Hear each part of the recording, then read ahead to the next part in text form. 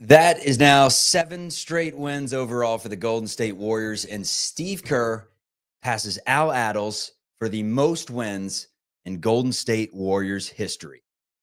And did I mention the Warriors have won 7 straight? Win over the Knicks? Let's discuss it. Today's Locked On Dubs. Who cares now? Because I'm here, and I would like to think that I am wanted here. Most importantly, he a dog. We got 4 championships. You are Locked On Warriors. I know Jimmy drinks great wine. Your daily Golden State Warriors podcast. Part of the Locked On Podcast Network. Speculation is just what it is, though. Your team every day. Can't stop, and they won't stop. The Golden State Warriors just keep on winning. What's it, 12 in a row with Jimmy Butler on the floor? I can't keep track. They just keep winning games, but it's 7 overall as they take down the New York Knicks in Chase Center, 97-94 the final. Welcome into Locked On Warriors, working overtime on this Saturday night. I'm Charlie Walter, formerly 95.7 The Game in the Bay Area. Also covered the team in their championship run for CBS News Bay Area. We're part of the Locked On Podcast Network, your team every day. If you're just now seeing this show, if it's popped into your algorithm, first of all, hit subscribe, hop in the comments, join a community of 16,000 Golden State Warriors fans on YouTube. And also check us out wherever you get your audio podcast. Newsletter is free. It's delivered to you at lockedondaily.com. I mentioned my credentials, co-host Matt Kolsky, also formerly at 95.7 The Game and worked at KNBR in the Bay Area, has watched the Golden State Warriors for a long time. And this is what's misunderstood about this dynasty to the outside world, is they just think it's shooting. They just think it's a bunch of talent that's cobbled together that's just so much greater than the rest of the league. But a lot of it has to do with two things that we saw today. Let's start with defense. That's a massive part of this dynasty and has been. And the second is coaching, which you see today with Steve Kerr passing Al Attles for most wins all time with the Golden State Warriors. That doesn't happen by accident, especially when he consistently wins with different iterations. But this current iteration has won 12 straight with Jimmy Butler on the floor, 7 straight overall. I want to say 14-2 with Jimmy Butler, 14-1 with Jimmy Butler on the floor. 14-2 since the trade, 14-1 with him on the floor, yeah. But who's counting? The Warriors just keep on winning, man. I'm waiting for a game where they come out a little bit flat, and we have not seen it. Shooting wasn't good once again today. Warriors 39% from the floor, 31% from deep. But that's the thing about this team. They continue to win, shooting well or not. They find a way to get it done. And today, Draymond Green put the icing on top of the cake with a little night-night. And I thought Moses Moody really set the tone and, quite frankly, had one of the biggest buckets in the game with 2 minutes to go. What is your biggest talking point after this one, after the horn sounded? Oh, man, this is a tough one because – look, Jalen Brunson's not there. It's clearly a diminished Knicks team. But at the same time, you saw they're tough, they're scrappy. They're probably a better defensive team without Brunson. And frankly, they're probably a better defensive team with Cat on the bench in foul trouble. Deuce McBride is a great defender, no doubt. McBride, Bridges, Hart competes like hell, even if he's not like an absolute defensive stud. OG, like – Mitchell Robinson, who wasn't quite right tonight, but still, like, that's a tough defensive team. They fight you for every inch, as Draymond said in the postgame interview, like every Tom Thibodeau team ever has always done. So it's a really good win, and this is a win where it's not like they let it slip into crunch time. Like, the Knicks pushed it to crunch time, and the Warriors took care of business. So, my biggest takeaway is probably just how they continue to show since Butler got here, they can win any way you want. They really can win any kind of basketball game. And it's not because of anything Butler is doing in the box score. It's just the way his presence changes this team is phenomenal. And it's gotten to the point where even with him off the floor, because we saw it when, they've looked good. I guess that's the game they lost, right? But even when he's just off the floor in general, you see some of the other guys like Moody, now Kuminga, Gary Payton, everyone just playing with a lot more confidence. And that obviously trickled down due to the fact that he comes onto the team, everything changes, but the confidence is clear from everyone else to where even when Jimmy Butler doesn't have a a massive impact. Like you were saying, just 3 of 11 from the floor today, got to the line 4 times, did have 6 rebounds, 7 assists. So is going to find a way, even if he only has 11 in the game. But again, the confidence is exuding to everyone else right now. Let's start with Moses Moody, because there was a moment late in the game where the Knicks tied it up. They claw all the way back with a couple minutes to go. Moses Moody has the ball in his hands near the end of the shot clock, and he had those moments tonight a couple times where he had the ball in his hands at the end of a shot clock, and he always made the right decision. This time it was just powering his way to the bucket. He finished with 18, 7 of 14 from the floor, 4 of 8 from deep.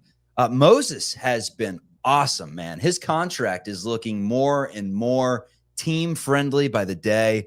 They're now 18-1 with Moody in the starting lineup. Say what you will about that. He is a championship type of player. Full stop. I mean, look, he's young. He's not an all-star, but he does a lot of things right on a basketball court. And honestly, that, I'm glad you mentioned that one layup, because in general, he finishes a lot of tough buckets around the rim. He's not the biggest leaper or the most explosive finisher, but he's tough. He's tough defensively as well. Again, not one of these dudes. I mean, OG Anunoby is frankly incredible on the defensive end, and Moody can't move his feet quite like the best defenders in the league, but he battles. He's in the right place. His positioning is good. He knows what he's supposed to do, where to funnel guys who do get past him. I love him as a player. He's the sort of guy that makes things work around him, even though he's not like a star player by any means. He can just fit in and make things happen. I thought tonight, to be honest, in a lot of ways, I thought he was the star of the game. I mean, I think Steph led the team in scoring. Draymond's defense was incredible, but Moody was there for a few big buckets, played really good defense, and just, I don't know how you can. He got him started, man. When Podziemski comes back, it's going to be very interesting to see what they do with the starting lineup. Now that they have Kuminga, and the finishing lineup for that. Forget the starting. That's what I'm wondering. Like finishing, is it going to be game to game, just kind of based on how the other team's been playing them, the matchup based, or do you think there's going to be a stock 5 that the Warriors go with every time? Because that's what you wonder. There's so many different options they can go with. It's such a good question. It's such a good question, because you got the Kuminga issue. I mean, look, for my money, it's very clear that the 4 best players on this team are the 3 old guys and Jonathan Kuminga. Like, he's my 4th best player on the team right now. I got to have him in the finishing lineup once he's, ready. That last spot is so hard. I mean, I have a feeling it might be night to night. Yeah. Because there are nights when Podziemski has looked certainly worthy of that, but the way Moses Moody is playing, how do you take him out of the starting and finishing lineups? Like, he's just been so good, and he really can sort of fit in with Podziemski too. Like, honestly, you'd be thrilled to have either of them as your 5th best player on the floor down the stretch. And if you want to go defense, I mean, that lineup out there tonight that had Peyton, Draymond, Butler in there together, that's 3 elite defenders, man. I mean, there's a reason why the Knicks, who can put the ball in the basket, only had 94 tonight. And if Kuminga's out there, like, he can really defend too when he sets his mind to it. I mean, he may not be as aware as those other guys you mentioned, right? He's not like a super defender, but he's so athletic, and when he's putting in a real defensive shift, which he has generally, he can really be a terror out there too. I mean, there are a lot of ways this team can defend, as long as it's not a 7-footer. That'll hurt you from time to time. Towns. I mean, look, Moody and Draymond Looney and Draymond do their best. Quentin Post is battling out there. He's so much better defensively than he was a month ago. But yeah, you see it tonight. When you come up against one of these uber talented 7-footers, it's a problem. But what team doesn't say that? Karl-Anthony Towns is 12, tough. Man. 29-12. And the best subplot of the game was just the jawing back and forth between Draymond and Karl-Anthony Towns. It was the entire time. Towns was hitting big three after big three down the stretch. At least it felt like it. He only went 3 of 5 from deep in the game, but he was bucket after bucket. I mean, listen to Richard Jefferson, listen to Bob Myers at halftime. He made a mistake trying to get into a battle of words and like mentals with Draymond Green. He got that wrong. He's a heck of a player, but that's not a fight he can win. I think that's a huge part of why he was out of the game with foul trouble. Now, did that hurt them? I don't really know, but he's really tough for the Warriors to deal with on the defensive end. You know, they attack him on the other side, but he's tough to deal with when he's got the ball. And there are a few times you watch him when he's like high post, 10 feet away from the bucket or whatever, and you would just think he'd turn around into the smaller defender, back his way in there and kind of utilize the mismatch. And there's some times where he just forces like that little turnaround 1 foot Dirk fadeaway. And it's like, dude, you're the biggest guy on the floor. What are you doing? He took one of those on Gary Payton today, and I laughed out loud. Like, and that's the thing about Towns. He is immensely talented, but he makes some absolutely head spinning decisions. I mean, he could shoot. He could shoot and shoot. He could take it to the hoop. He can handle. He's tremendously talented offensively, and you know, unfortunately, the defense has never totally come around as a pro, because he was a demon defensively in college, but it's never come around as a pro, and he's such a goofball that, you know, you hate to have to trust him out there. They really miss Brunson. There's no doubt about it.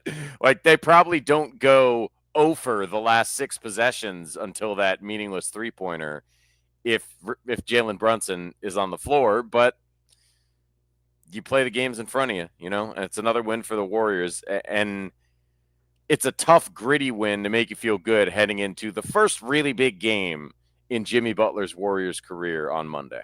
We're going to tee that game up. We're also going to talk about Stephen Curry.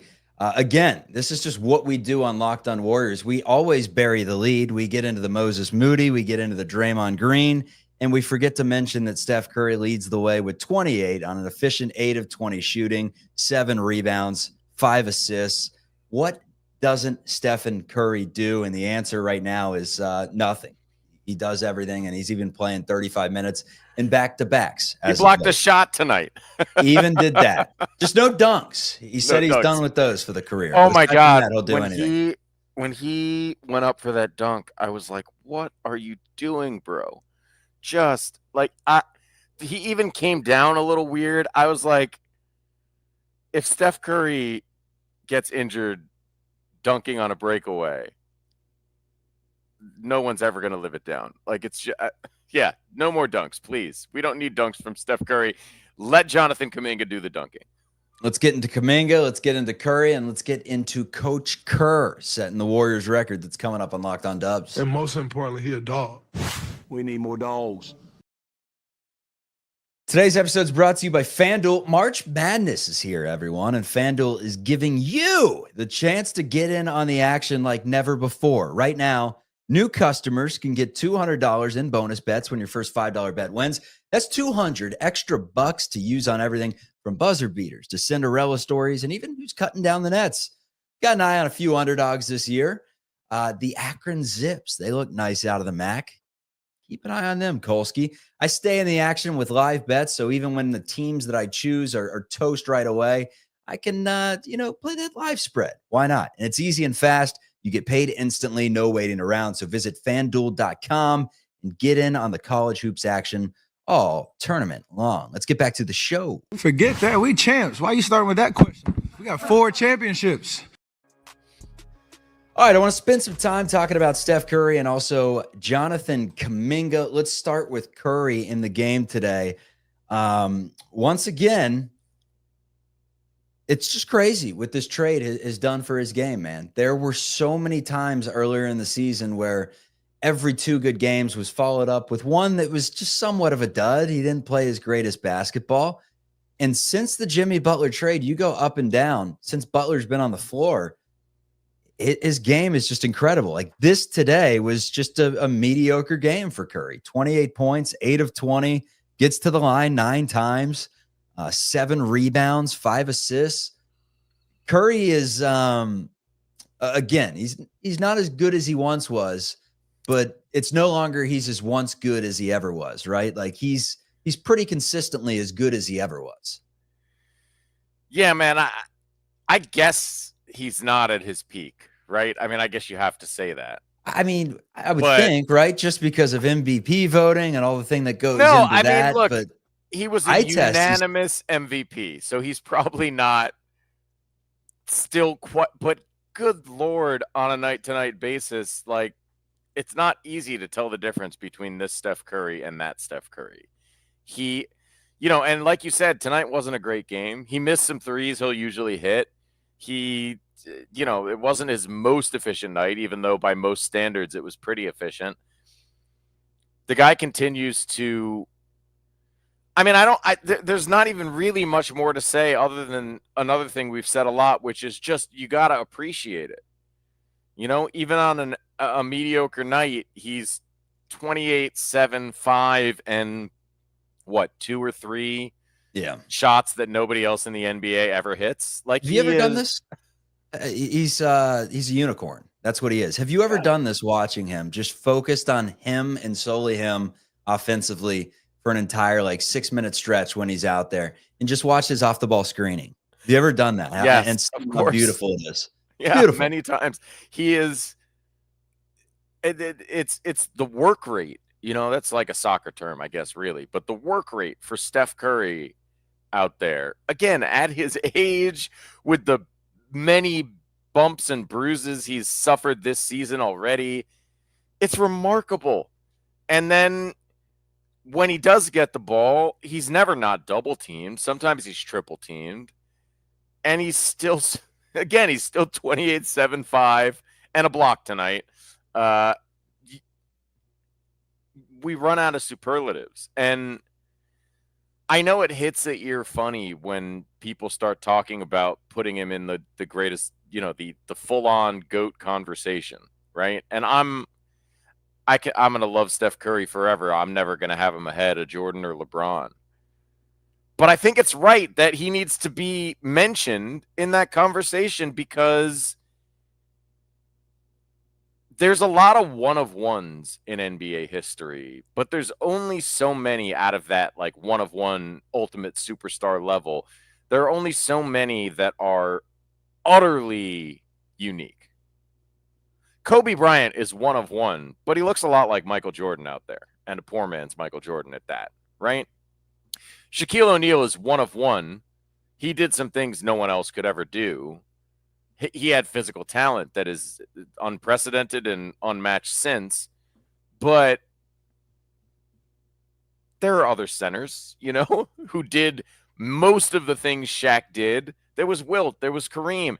They did it a little differently, but the utter uniqueness of the greatness of Steph Curry, to me, puts him in that category of Michael, LeBron.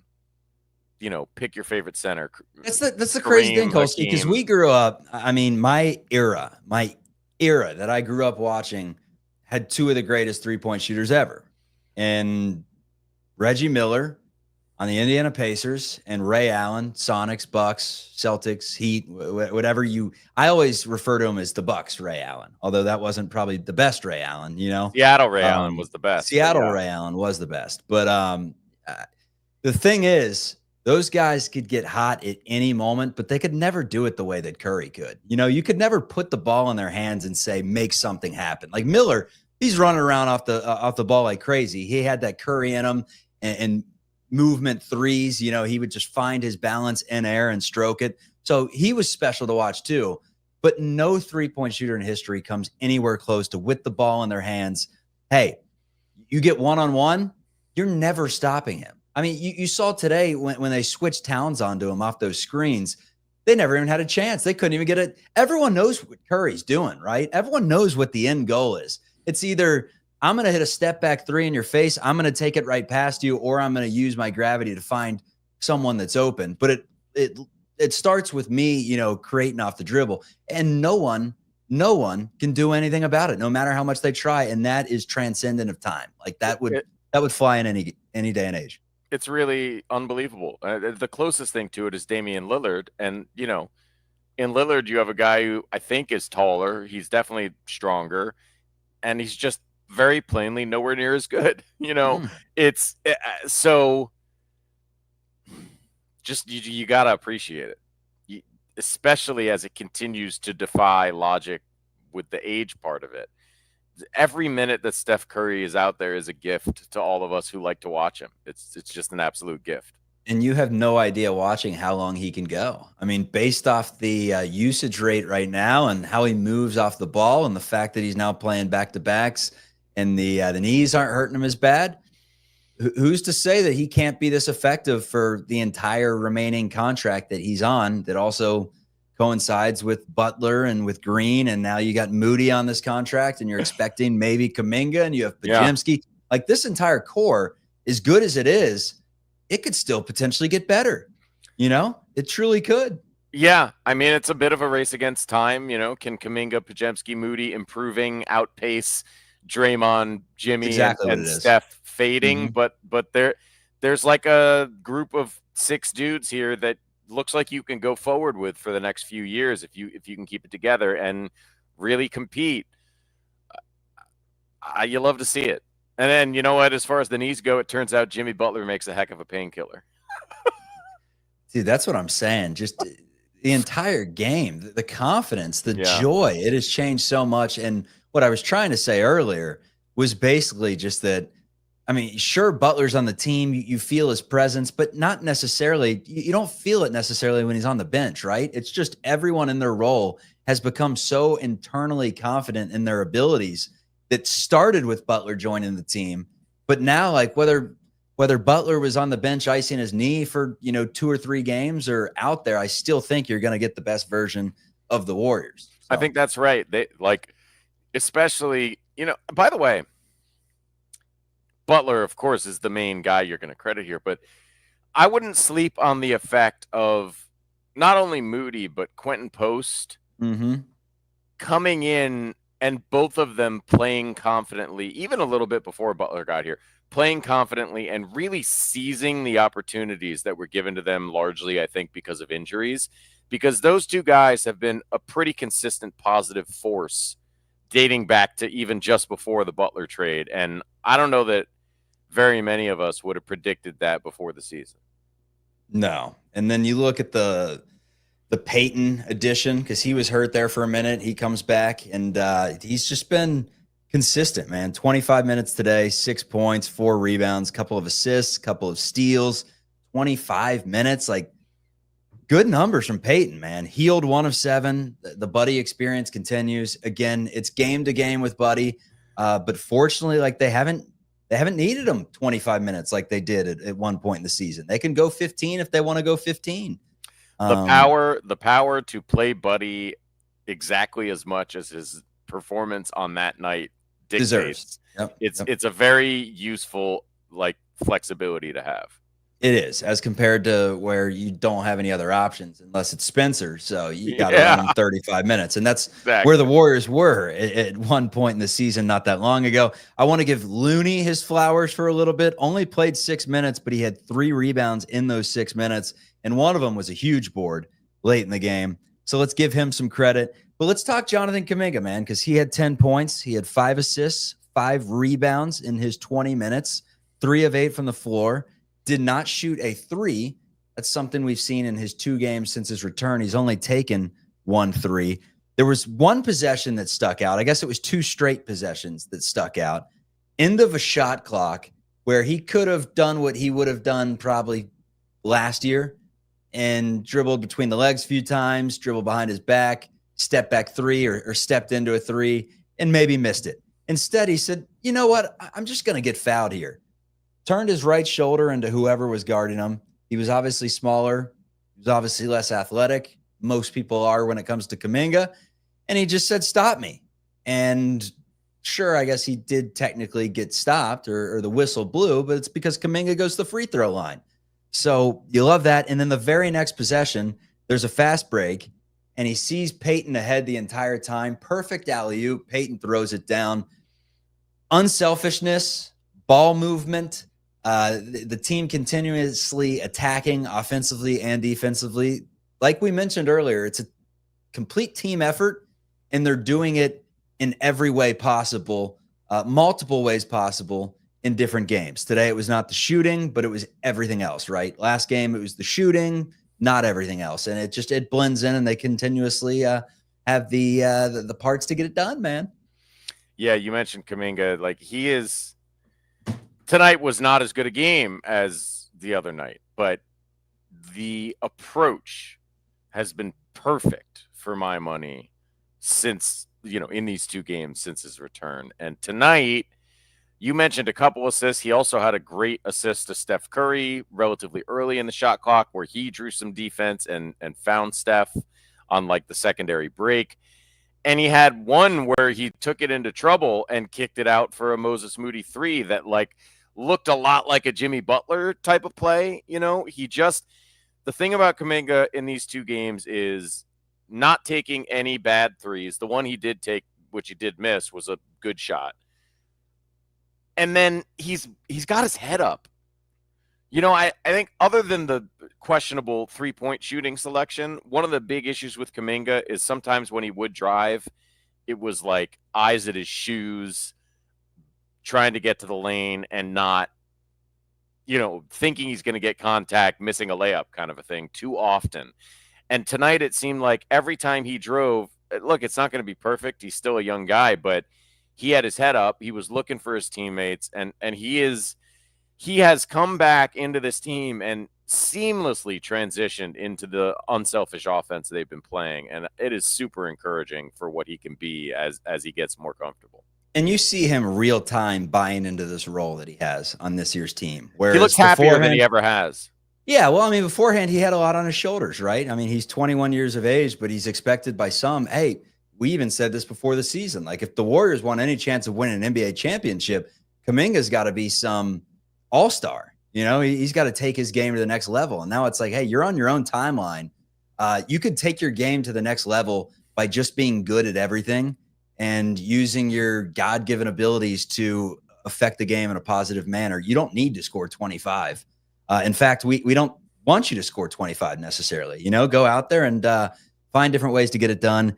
And he does that today with 10, 5, and 5 in 20 minutes. That is a beautiful stat line in 20 minutes. When we continue, the Minnesota Timberwolves cannot lose. The Golden State Warriors cannot lose. That makes for a very interesting battle for that 6th seed right now. We're going to get into that. We're going to give some credit to Coach Steve Kerr.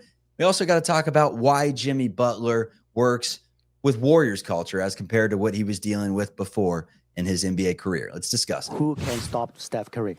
Hopefully we'll never find out. All right, today's episode is brought to you by Monarch Money. You ever check your bank account and wonder, where did all my money go? Between dining out, online shopping, and entertainment, it's easy to lose track, and that is where Monarch Money comes in. It's your personal CFO, giving you full visibility and control over your finances. Monarch Money isn't just a budgeting app. It's a complete financial command center. You can track all your accounts, investments, and spending in one place, so you just stop managing your money and you start building some wealth. Take control of your finances with Monarch Money. Use code LOCKEDONNBA at monarchmoney.com for 50% off your first year. That's monarchmoney.com. Code LOCKEDONNBA for half off your first year. Let's get back to it. Who cares now? Because I'm here. And I would like to think that I am wanted here. Jimmy Butler definitely wanted right now for the Golden State Warriors, and that is a reason why this marriage has been so damn perfect. There was a interview, Ramona Shelburne. She basically just talked about why Jimmy works and reiterated the reasons why we thought that it worked when it originally did. And a lot of it is due to the fact that the Warriors, they just want to win basketball games, and they want their players to be comfortable in their roles and, quite frankly, in their day-to-day lives. And some of the things that she mentioned was that the Warriors have the do what you need days, where it's like, hey, we're not going to babysit you. Like, this is what I would love in, corporate America. We're not going to babysit you. You get your work done. You take care of your family. You got an oil change you got to get done. Like, life happens. You just do what you need to do to be ready for the job at hand. And that's anything in life, not just basketball. But in this case, it's basketball, and that's what the Warriors preach. And with Jimmy Butler, we've always known he's a self-motivated guy. Like, you've heard the rumors, and not rumors, they're factual, of him during the offseason, cutting all the cords and turning off his cell phone and just training for like 400 straight hours. And one thing that she was talking about is how he's really good friends with Mark Wahlberg, saying, essentially paraphrasing, that Mark Wahlberg has everything and he still is not afraid to roll up his sleeves and work hard like he has nothing. And that's kind of the mentality that Jimmy Butler brings to the table. Those 4 a.m. cold plunges, I don't know if Butler's on him too, but he's a self-motivated guy that knows what he needs to do to keep his body in check to help the team win. And it sounds like the Warriors are just giving him that freedom. Like, hey, Jimmy, help us win whatever way you need to get it done. And that makes you confident in the current, and it makes you confident down the road that this thing may not blow up like it has at every other stop.